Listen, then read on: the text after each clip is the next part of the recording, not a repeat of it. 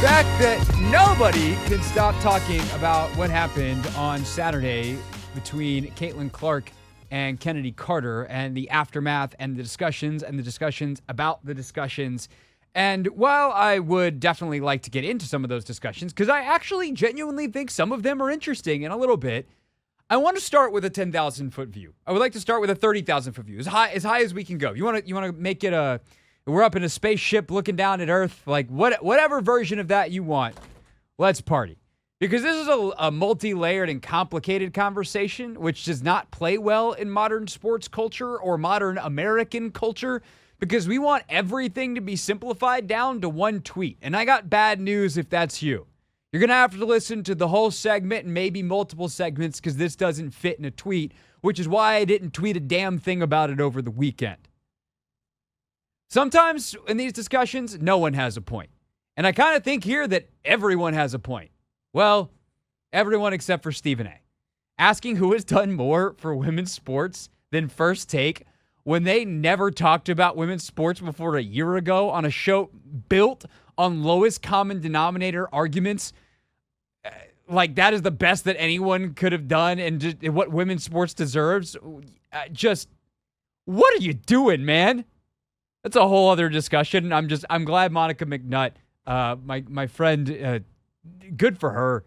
Like, it honestly deserved worse of a response, and I'm glad that Monica kept it professional while also making very clear that Stephen A was out of pocket. Anyway, outside of him and outside of whatever the hell Pat McAfee did today, a lot of people have points here. And to me, that should actually be the big takeaway, is that none of the voices here, fans, players, media, none of the voices here are a monolith. And some people are screaming that WNBA players don't hate Caitlin Clark. And that's definitely mostly true. But clearly some do. A lot of us who have been covering women's sports for a long time are quite annoyed with dudes who have been paying attention for 5 minutes coming in with strong opinions on things they know absolutely nothing about and can't seem to help themselves from being wrong as loudly as possible. But some of them actually have some pretty good points. Sometimes a fresh set of eyes isn't a bad thing, and our general nature to be defensive about things that we've been invested in longer is actually counterproductive. And that's the biggest point here to me, is that from players to media to fans, some new and some old, no one is a monolith. The sport is big enough and has enough interest that we can't neatly put any label of people into a bucket, and that's outstanding. It's decades overdue. Welcome to the party. Welcome to the big time. Where have you been? Actually, we've been having a party for a while. Why hasn't it been bigger? I don't know. Some of you I wish would leave. But you want to know what? That's fine. I wish a lot of people wouldn't talk about the NFL or the NBA or Major League Baseball, because having dumb opinions on sports that we argue about on radio and television and on the internet is what sports is. And so we argue. But I think when it comes to some of the discussions here, what's happening is a little more concerning. And unfortunately, it mirrors what's happened in the social media age of America, or American, and honestly, globally, in terms of society. And that is that news judgment has died. And I realize that at 34 years old, I am way too young to be an old man yelling at a cloud here.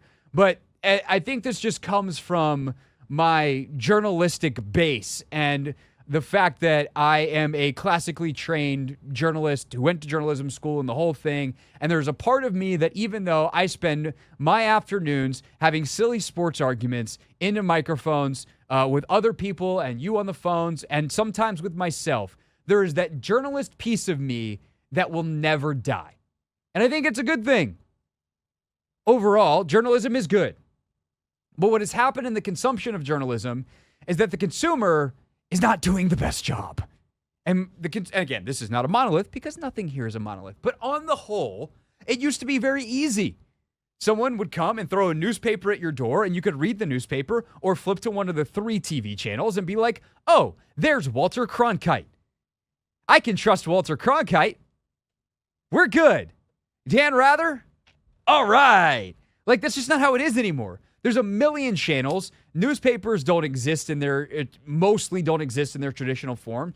They exist on the internet, where there's a bunch of other websites that also have news but are not nearly as trustworthy, but they're on the same internet. So how could one know? And that is the environment that both people who lived in the previous one continue to exist in and never had to learn those skills in the first place, or new people are coming up. And again, we can get way off topic here with the trust of media and whether or not media should be trusted in certain sects and aspects and how much you should question it. Point is, news judgment, not a strong suit of global society in our current time, and specifically in America.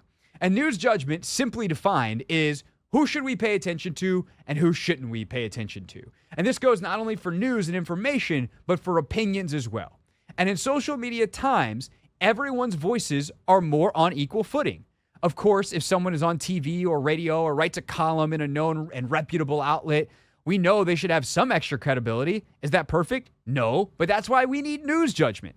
The ability to listen to information or an opinion and be able to tell as adult human beings whether or not it passes the smell test and is worth listening to. And on social media, all voices are presented as the same. My tweet, as someone who has nearly 15 years of media experience, shows up right next to someone who has none. And our opinions are presented equally. The next tweet in your timeline could be the very person involved in a story. How many times have you seen memes of people tweeting back at someone going, source, ? And the person with the original tweet was the one involved in the story. They don't need a source. They are the source. It happens all the time. But the modern media environment has seemingly broken our brain's ability to decipher what's actually important. And media plays a huge role in this because instead of fighting back for the good of society, most mass media just gave in. And I know I promise I'll get this back to Clark and kind of what happened this weekend in a second, but to take it into what I would consider the most important societal thing we have, government and politics. It impacts all of us all the time, right? A new piece of legislation passes, and instead of explaining the potential life and death circumstances for us as people who will be affected by said law, the news will frame it as a win or a loss for Democrats. And I'm talking like the NBC nightly news. Today, in a major win for President Biden, blah, blah, blah happened. Or in a major hit to President Biden, blah, blah, blah happened. Just tell me what happened and how it's going to affect me. That's your job. And then I decide if it's a deal for the president, a congressman, a senator, a whoever, a city council person, because I vote. Again, save that rant for November. But the media just gives into that sugar high, gives into that horse race coverage. And the result of that is everything becomes a reflection of that race between progressivism and conservatism, the way it was and the way it could be, however you want to frame that. And while systemic type of things are absolutely all around us at all times, it leaves no wiggle room for anything to just be. And so everything in these quasi-arguments around Caitlin Clark and what happened this weekend and women's sports coverage and issues of race and issues even of the physicality of basketball, it becomes existential. And people say stupid things rather than admit that there's some nuance and some mess. And I'm not saying that people I agree with do this as much as people that I disagree with. Because they need everything that happens to fit neatly into their ongoing argument about the world. And it sucks because it not only takes the fun out of things that should be fun, but it takes the importance out of things that should actually be important. So that's my big takeaway here, is that the state of the discourse is not a reflection of Caitlin Clark. And it's not a reflection of Kennedy Carter either. It's a reflection of us. And what I see when I look in the mirror, frankly, isn't that pretty. And so we are a sports radio show, and we will get into the particulars of the sporting arguments next. There are really, actually, genuinely basketball and other conversations to be had here within the context of sport that are fun, that really actually aren't that important. But I had to start there because from 10,000, 30,000, whatever the space shuttle view is, that's the take. That's the tea. When we get back, we dive into some of the interesting conversations sparked from all this. The Hoffman Show on the Team 980 and always live.